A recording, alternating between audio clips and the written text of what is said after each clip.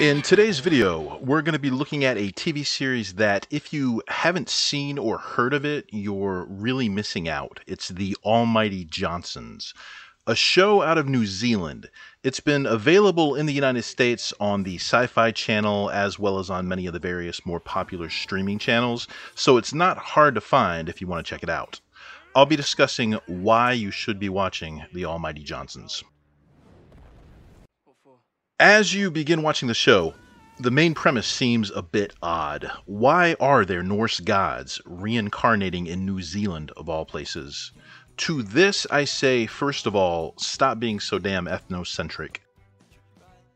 Nowadays, no one seems to bat an eye at the thought of Thor living in downtown Manhattan in Avengers Tower, so if living in the US is cool for a Norse god, then why not New Zealand? Also, it's a show created and acted out by a bunch of Kiwis, set and produced in New Zealand. Where else would their depiction of Norse gods live? Secondly, the show actually provides a well-reasoned rationale for this. New Zealand, after discovery by the white man, had a long history of trying to coax people to live there, to move there. The bush had to be tamed, the land needed to be populated and settled.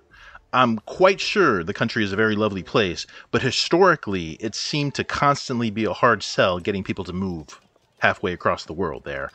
After British migration began waning, the New Zealand government began casting a wider net for resettlers. So in 1870, New Zealand sent a man named Isaac Featherston to tour Norway, Sweden, and Denmark in order to find new potential immigrants. These potential immigrants were offered free passage and 10 acres of land if they would relocate.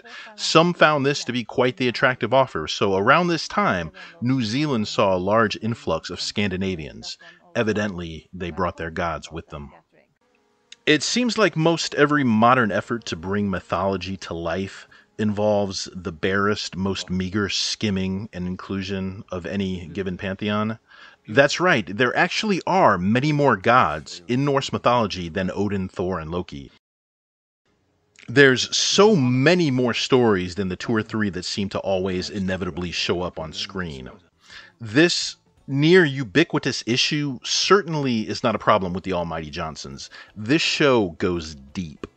Sure, the main protagonist is the reincarnation of Odin, but the plot of the entire series hinges specifically on the fact that the Allfather has returned, so of course it must be Odin. The rest of the main characters, and there are quite a few, it's a big ensemble cast, the rest are comprised of deities that the majority of the public have no clue about. Hell, I even had to do a little bit of brushing up on Wikipedia while originally watching the show, and I've devoured everything I could find on Norse mythology since I was maybe 10 years old and had my first read-through of the D&D manual Deities and Demigods. The Almighty Johnsons show will have you looking up such obscure mythological deities such as Snatra, Sofin, and Fulla, all main cast, by the way. I had to, and I know a lot more than most about the topic. And this is actually a great thing, by the way. If you've never spent hours and hours on a deities and mythology internet clickhole on Wikipedia, you're really missing out. Any other modern inclusion, translation, or retelling of Norse mythology, whether it be a Marvel Cinematic Universe movie or some novel, is guaranteed going to have its main cast include Odin, Thor, Loki, Heimdall, maybe throw in a little bit of Balder, Frey, and Freya if they want to go a bit deeper into the roster. And to be clear, many of these characters do show up in the Almighty Johnsons. Some even are main or recurring roles. It's hard to bring Norse mythology to life without these people. What I'm saying about the show is it doesn't stop at the surface level skimming of the material. It goes deep and has a fun as fuck time doing it. Thor was a relatively minor character on this show. I include this as its own item list merely to illustrate a really great point about the show.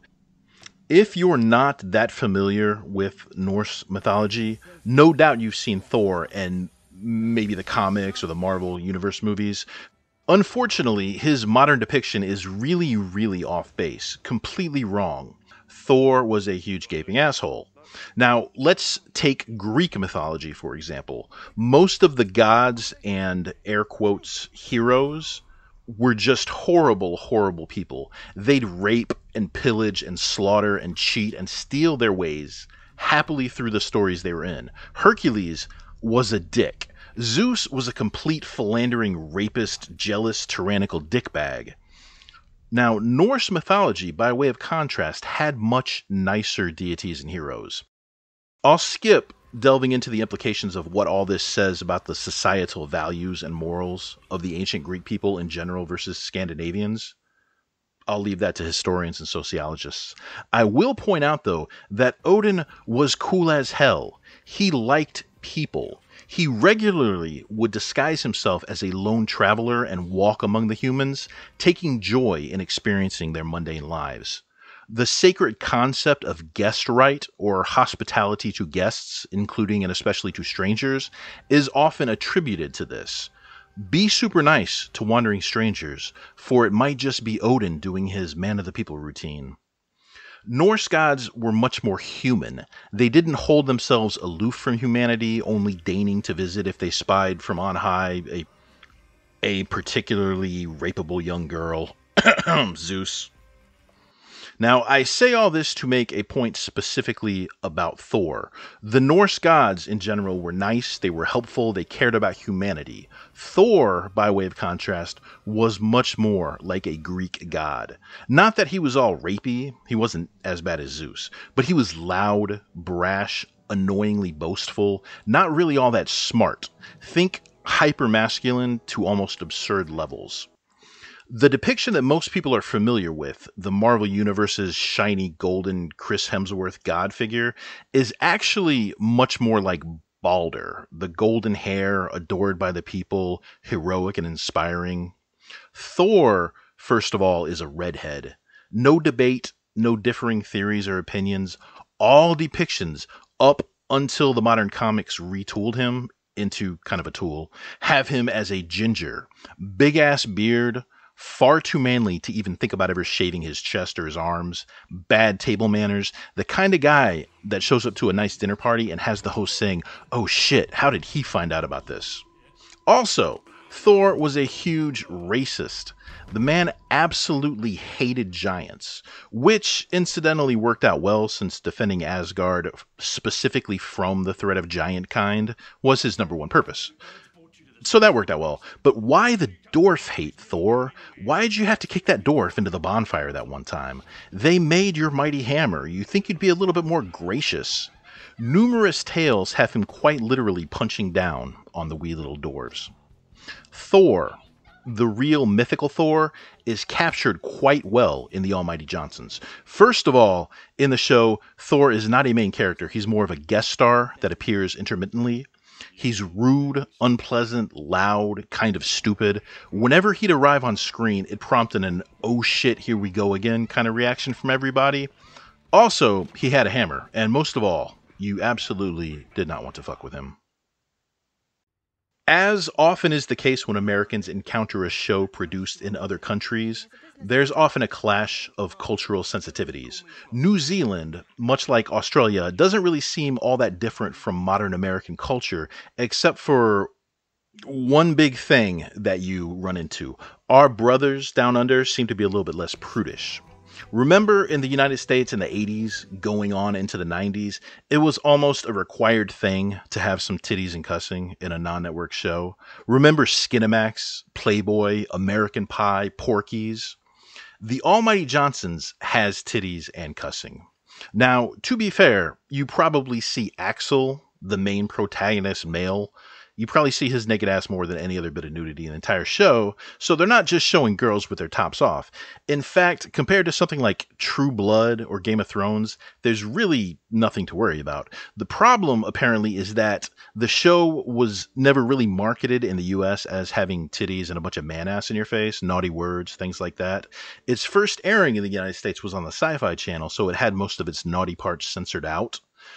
Then, of course, the DVDs you can buy from Amazon, as well as all the streaming services, they don't bother with censoring, so a lot of consumer angst is caused.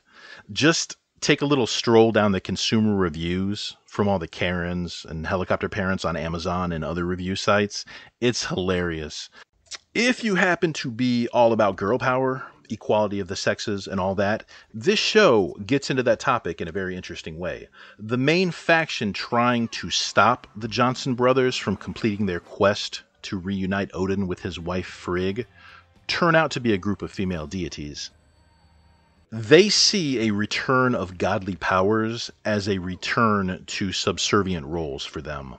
Most of the ladies in the group currently have good lives, good jobs, a not insignificant amount of power with the trickle of divinity currently available to them. They're certain that a return to godhood would mean a return of the boys' club. All the heroic and important stuff centering around the menfolk, with the women being relegated to the roles of just wives and servants. Most of the main cast goes through some pretty dramatic changes throughout the series, except for Anders. He starts out as a womanizing asshole that uses his powers of compulsion to get laid and succeed in business, and he pretty much ends up this way. As Braggy, he has godly domain over poetry and skillful speech. This translates into Anders being able to mind control people with the sound of his voice. Technically, as one of the Johnsons, he's part of the protagonist team, but he's definitely played as the foil to the rest of the good guys.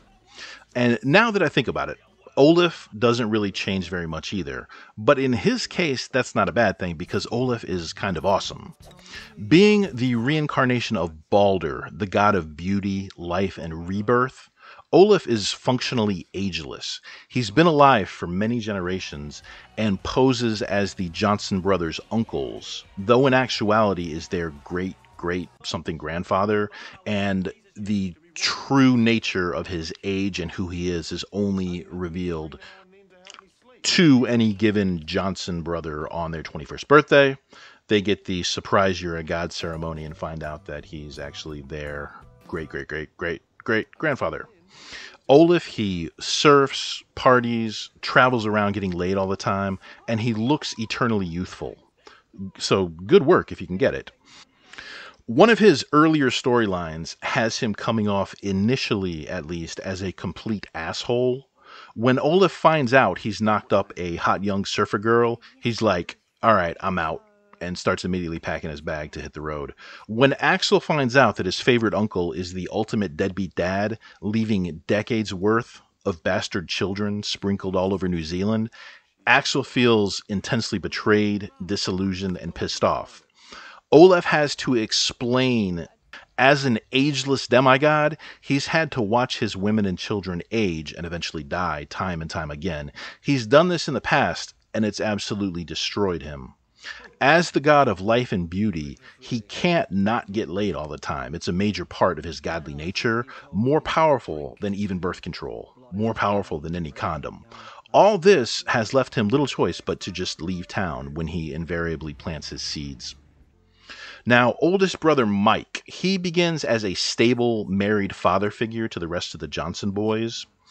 As the reincarnated god Ul, or Uller, he has the power of mastery of hunting and games. This makes him potentially one of the most powerful of all these depowered godlings. In addition to being able to gamble flawlessly, win lotteries at will, etc., he can use his powers in fascinating ways that the show actually does get into. Basically, he can win at anything so long as he turns it into a game. So, need to beat up 8 dudes in a bar fight? Just bet them $1 you'll win the fight before the fists start flying, and he has a guaranteed victory. Ty. Now, Ty got kind of a bum deal in the whole reincarnated god thing. As Hod or Hode, he's kind of a real downer. The Norse god of winter, cold, and darkness, Hod was one of the more tragic members of that pantheon. He was blind, a son of Odin, and he was, in one of the more famous stories, tricked and scapegoated by Loki into killing his brother, Balder. Following this tragedy, Hod was executed by the other gods. Ty in the story is a genuinely nice, good person. His human nature is constantly at war with his godly side of being all dark and cold, which makes him a very, very sad dude. He really just wants to find true love, but his powers keep getting in the way. Poor guy. Axel. Axel is the main character. On his 21st birthday, in the first episode, he finds out he's Odin, the All-Father. In theory, he is the most powerful of all the gods. Having just attained his inheritance, though, his grasp of his powers are a bit wonky at best. Occasionally in the show, he has a burst of super strength or catches an arrow in mid-flight. He spends one fun episode as a woman, but generally he's confined to being an absurdly tall, gawky young adult. This works well for the story, bringing a very normal human POV to this world of gods on Earth. It's a common trope in a show like this to have the zany, wacky friend able to provide comic relief on demand. The Almighty Johnsons does it particularly well. So I give you Zeb, a tiny little delicate man, especially since in most of his scenes he's paired with the towering monstrosity that is Axel Johnson.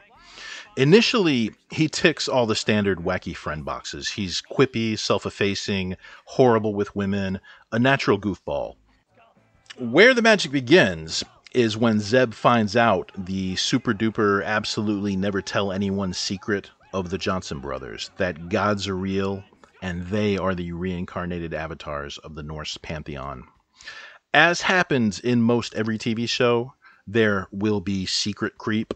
More and more people surrounding the main characters gradually find out the big secrets because plot things and story needing to happen. So Zeb eventually finds out about Axel. Axel swears him to secrecy.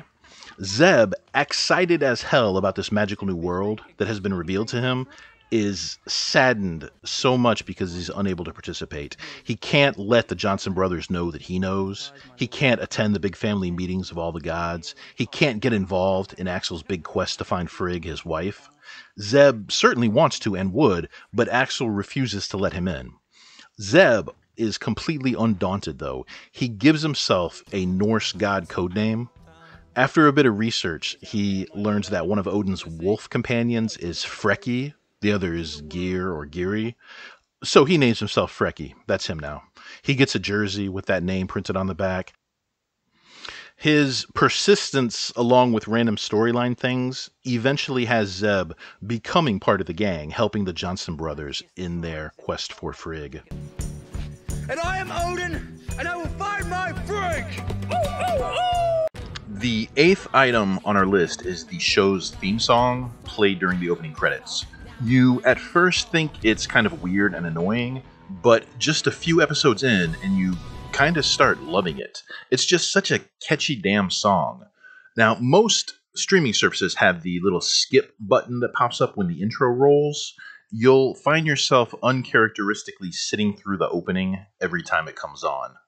The song itself is called Oh My by New Zealand artist Jen Wigmore. Who doesn't love a good fan revival campaign? Many really great shows have been canceled before their stories were fully told. A few that come to mind include Firefly, Jericho, and The Expanse. Each of these cancellations resulted in fan outrage and campaigns to save the show, met with various levels of success. This same phenomenon happened with the Almighty Johnsons. In September of 2012, following the airing of its second season, various members of the cast reported on Twitter that the show would not be renewed for a third season. Then the co-creator of the show, James Griffin, confirmed this. Fan protests launched immediately, both in New Zealand and internationally, taking the form of an online petition, written complaints to the station, TV3, and best of all, they had a Send a Twig to TV3 campaign. The twig representing a piece of Yggdrasil, the mythical tree of life from the show. These efforts, they managed to save the show at least as far as getting a third season. This allowed the writers to actually conclude the story, having Axel complete his quest. That of the reincarnated Odin finding his wife Frigg on Earth. Following this season in December of 2013, the show got its second and final cancellation.